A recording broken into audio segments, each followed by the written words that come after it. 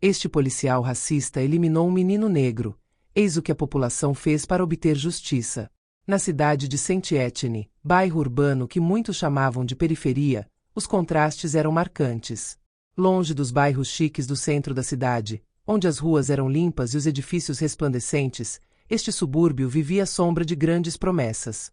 Uma sombra persistente de pobreza, discriminação e negligência que se fazia sentir em cada esquina, em cada sorriso forçado, em cada interação com as autoridades. As tensões raciais eram generalizadas, mas invisíveis para aqueles que estavam fora delas.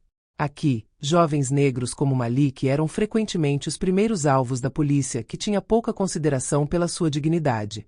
Os seus sonhos esbarravam sistematicamente em portas fechadas, seja no domínio do emprego, da educação ou simplesmente no seu direito de circular sem serem vistos com suspeita. Malik, um homem negro de 22 anos, cresceu neste ambiente opressivo, mas não era do tipo que se deixava abater por isso. Ele sempre acreditou que o trabalho duro acabaria valendo a pena, que o amor que ele tinha pela família, especialmente pela mãe, o guiaria para um futuro melhor. Era um menino que se levantava todas as manhãs com a esperança de que, graças ao seu esforço, um dia escaparia da espiral de precariedade e injustiças sociais que o rodeava. Em Saint-Etienne todos o conheciam, o seu sorriso sincero, o seu respeito pelos outros, a sua determinação. Ele nunca quis ser notado, apenas viver sua vida, contribuir com sua comunidade e deixar sua mãe orgulhosa. Naquela manhã, Malik caminhou calmamente pela rua, com o coração leve. Foi um dia como outro qualquer e ele ficou feliz com a ideia de rever a mãe depois de um dia de trabalho. Ela era cozinheira em um restaurante local, um lugar modesto, mas que pagava bem. O cheiro dos pratos que ela preparava todas as noites era um perfume que ele aprendeu a amar desde a infância. Este perfume simbolizava o amor familiar, o calor do lar. Ele sonhava em poder oferecer mais a ela, em sair desse bairro, em construir uma vida melhor para os dois. Mas naquele dia tudo mudaria. Ao atravessar a rua em direção à casa, o som de um motor de repente rugiu em seus ouvidos. Um veículo de patrulha da polícia de Saint-Etienne parou repentinamente ao lado dele. Ele nem teve tempo de reagir. O agente Delacroix, um policial de 30 e poucos anos, rosto duro e olhos penetrantes, estava ao volante. Ele era conhecido em toda a vizinhança por seu temperamento explosivo e atitude hostil para com os jovens negros. Malik nunca teve problemas com ele antes, mas sabia que este homem não sentia ternura por jovens como ele. Por que você está aqui? Você não parece ser daqui, disse Delacroix em tom de desprezo, uma pergunta que não esperava resposta. Malik tentou responder com calma, sendo as suas palavras um último apelo à paz, um último esforço para evitar a violência. Vou buscar minha mãe, já estou indo. Seu tom era respeitoso, quase humilde, mas a tensão no ar era palpável e o agente Delacroix não o deixou terminar. Furioso com esta resposta, que considerou demasiado calma, demasiado desafiadora, atirou-se sobre Malik, agarrando-o rudemente pelo braço.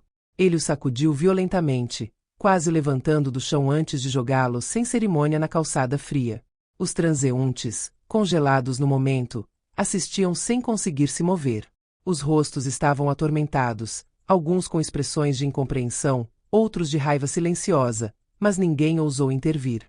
O medo de serem repreendidos, o medo de represálias, fez com que todos fossem espectadores de uma cena que não queriam ver, mas que se desenrolava diante dos seus olhos. Você acha que vai me explicar sua vida, garoto? Delacroix gritou, sua voz cheia de desdém e raiva.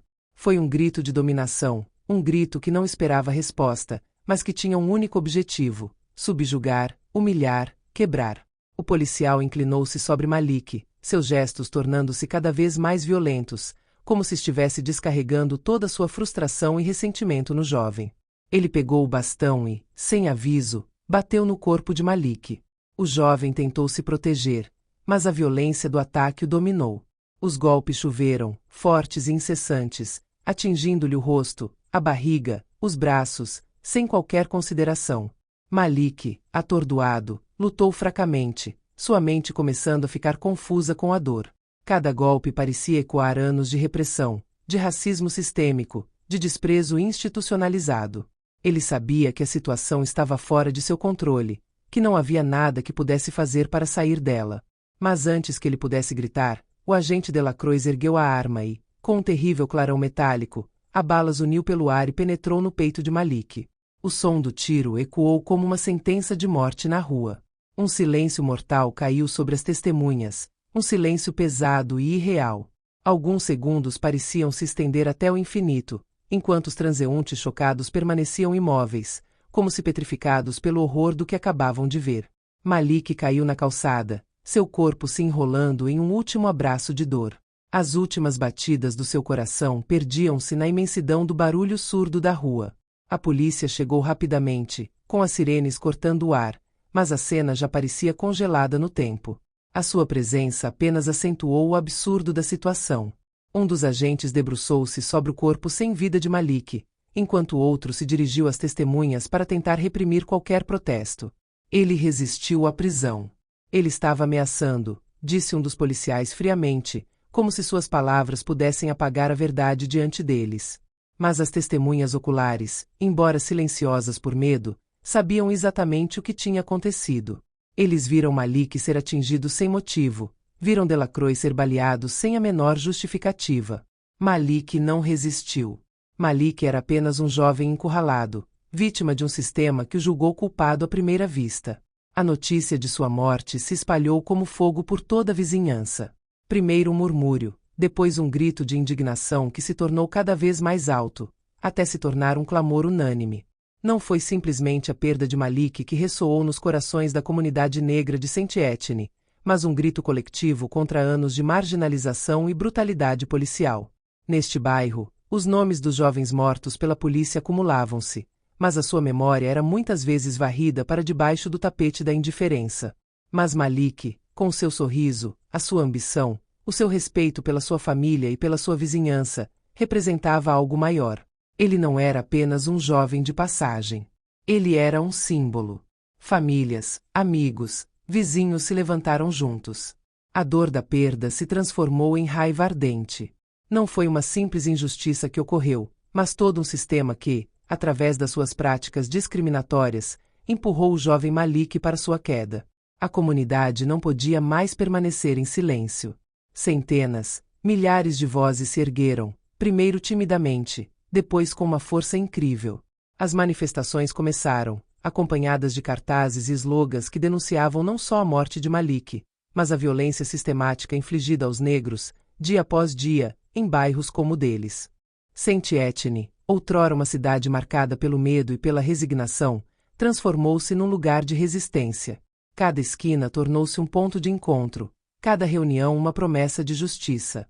Jovens, idosos, todos se reuniram nas ruas para exigir o que sempre lhes foi negado: igualdade, dignidade e o fim da impunidade.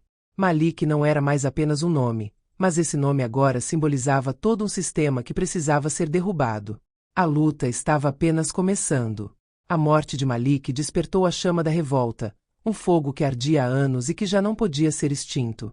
As autoridades acreditavam que a sua vida, como tantas outras antes dele, passaria despercebida. Mas a comunidade, unida na sua dor e indignação, estava disposta a fazer qualquer coisa para obter justiça.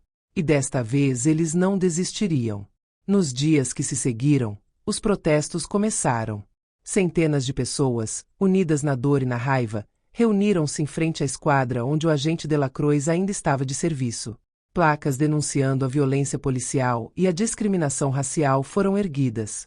Canções, slogans, gritos por justiça ecoaram nas ruas. Justiça para Malik tornou-se o grito de um povo exausto por anos de injustiça silenciosa. Grupos de ativistas, advogados de direitos civis e até figuras públicas juntaram-se ao movimento. As redes sociais pegaram fogo e vídeos do incidente foram compartilhados em todos os lugares. O rosto de Malik, caído no chão, tornou-se o emblema da luta contra a brutalidade policial. O governo tentou minimizar a escala do incidente, mas a pressão popular cresceu. Advogados de direitos humanos, liderados por um antigo magistrado determinado a pôr fim a esta cultura de impunidade policial, tomaram medidas legais. Uma queixa foi apresentada e uma equipe de jornalistas investigativos começou a investigar o passado do agente Delacroix. Descobriu-se que estes últimos tinham um longo historial de incidentes violentos e racistas, e, no entanto, nunca foram tomadas sanções. A batalha legal para obter justiça para Malik tomou um rumo decisivo quando uma rede de testemunhas anônimas se apresentou, fornecendo elementos cruciais para a investigação. Estas testemunhas, antes relutantes em falar por medo de represálias, finalmente encontraram coragem para revelar a verdade. Várias pessoas, que tinham sido vítimas diretas ou indiretas do abuso de poder do agente Delacroix, começaram a contar as suas histórias. Houve relatos de detenções violentas, abusos verbais e físicos de jovens negros, humilhação pública nas ruas e ataques físicos a pessoas inocentes. Estas histórias, recolhidas e documentadas pelos advogados da família de Malik, constituíam agora uma cadeia de mau comportamento sistemático, todas ligadas a Delacroix. As autoridades, até então determinadas a encobrir o caso e proteger um dos seus, não podiam mais ignorar o poder crescente destes testemunhos. O julgamento, que começaria poucos meses após a morte de Malik, rapidamente se tornou uma verdadeira luta, não só para obter justiça para este jovem, mas para expor as práticas policiais corruptas que eram desenfreadas na cidade. A atmosfera estava tensa e juízes, advogados e até jurados foram submetidos à intensa pressão pública. A comunidade de Saint-Etienne, fortalecida por movimentos de apoio, mobilizou-se diariamente em frente ao tribunal, exigindo um veredicto justo. Milhares de vozes levantaram-se nas ruas, denunciando a brutalidade policial e exigindo o fim da impunidade da polícia. Durante meses, testemunhas prestaram depoimento, contando as suas experiências angustiantes, descrevendo a violência que sofreram e como as suas vidas foram irreparavelmente afetadas pela atitude racista de Delacroix. Cada depoimento, mais comovente que o anterior, pintou o retrato de um policial incontrolável, protegido por uma hierarquia cúmplice, e que, em sua raiva e repulsa pelas populações marginalizadas, deixou marcas indeléveis na vida de muitas pessoas. Os advogados da família de Malik, bem como os das outras vítimas de Delacroix, continuaram a insistir que este não era um caso isolado, mas sim o reflexo de um sistema disfuncional, onde a violência policial era frequentemente considerada legítima contra certas populações. Provaram que o agente Delacroix não agia sozinho, mas fazia parte de uma rede de agentes policiais que beneficiava da tolerância tácita dos seus superiores. Documentos internos da polícia foram tornados públicos mostrando que as queixas contra Delacroix tinham sido sistematicamente ignoradas ou mesmo enterradas. As autoridades, inicialmente distantes e relutantes, foram forçadas a reconhecer a verdade. Sob a pressão de provas irrefutáveis e da mobilização popular, tiveram de admitir que o seu sistema judicial não conseguiu proteger aqueles que deveria defender. Os líderes políticos foram forçados a intervir, não só para resolver esta crise de confiança, mas também para mostrar que estavam a levar a sério a questão do racismo nas suas instituições. Finalmente, após meses de luta feroz e noites sem dormir nos tribunais, o veredicto foi alcançado. O agente Delacroix foi considerado culpado de homicídio qualificado. Este julgamento marcou uma virada na história jurídica da cidade. O que foi percebido como um ato banal de repressão policial tornou-se, aos olhos do tribunal, o assassinato deliberado de um jovem inocente, preso na teia do preconceito e da violência sistemática. Mas o veredicto foi além da simples condenação do indivíduo.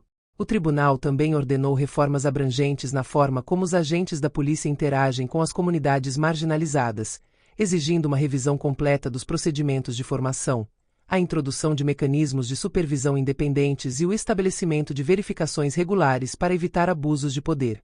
Para a família de Malik, a dor da perda não se dissipou, mas encontraram algum conforto neste veredicto histórico. A dor deles se transformou em determinação.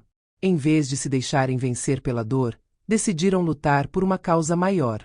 A família, durante o luto, embarcou em iniciativas comunitárias que visam criar espaços de diálogo entre a polícia e a população, sensibilizar os jovens para os direitos civis e educar sobre a necessidade de combater o racismo sistêmico. Abriram centros comunitários, espaços de encontro onde os moradores podiam se reunir, discutir e, acima de tudo, defender-se das injustiças. Os protestos em apoio a Malik transformaram-se num movimento nacional que exige mudanças nas práticas policiais em todo o país. O nome de Malik foi encontrado em faixas, cartazes e canções de luta. Associações de direitos humanos, intelectuais, artistas e ativistas mobilizaram-se para fazerem ouvir as suas vozes, e a questão do racismo sistêmico na aplicação da lei tornou-se um tema essencial no debate público. Dessa luta nasceu uma nova geração de ativistas. Eram jovens, determinados e prontos a abalar as instituições para obter justiça igualitária. Compreenderam que a injustiça não se combate apenas nos tribunais, mas também nas ruas, nas escolas, nas mentalidades. Começaram a organizar comícios, a formar coletivos, a lançar campanhas de conscientização, a denunciar abusos policiais por meio de vídeos, depoimentos e investigações. Não parariam por aí, porque a luta de Malik foi também a de todas as vítimas de um sistema racista. Apesar da dor, o legado de Malik não morreu com ele. O que ele deixou não foi mais apenas uma lembrança dolorosa, mas uma inspiração viva, um chamado revolta, um grito por justiça. O seu sacrifício despertou consciências e reacendeu a esperança entre aqueles que tinham perdido a fé no sistema que parecia ignorá-los. A justiça, embora longa e difícil de obter, acaba por triunfar.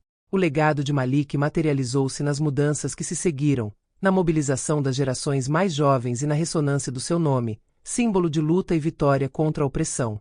Saint Etienne, onde tudo começou, tornou-se um lugar de memória e transformação. A cidade, ferida mas fortalecida por esta provação, elevou a esperança de Malik. E a sua história, agora inscrita no coração da nação, continuou a ressoar ao longo dos séculos, como um testemunho indelével da capacidade humana de lutar pela dignidade, justiça e igualdade. Este policial racista eliminou um menino negro. Eis o que a população fez para obter justiça.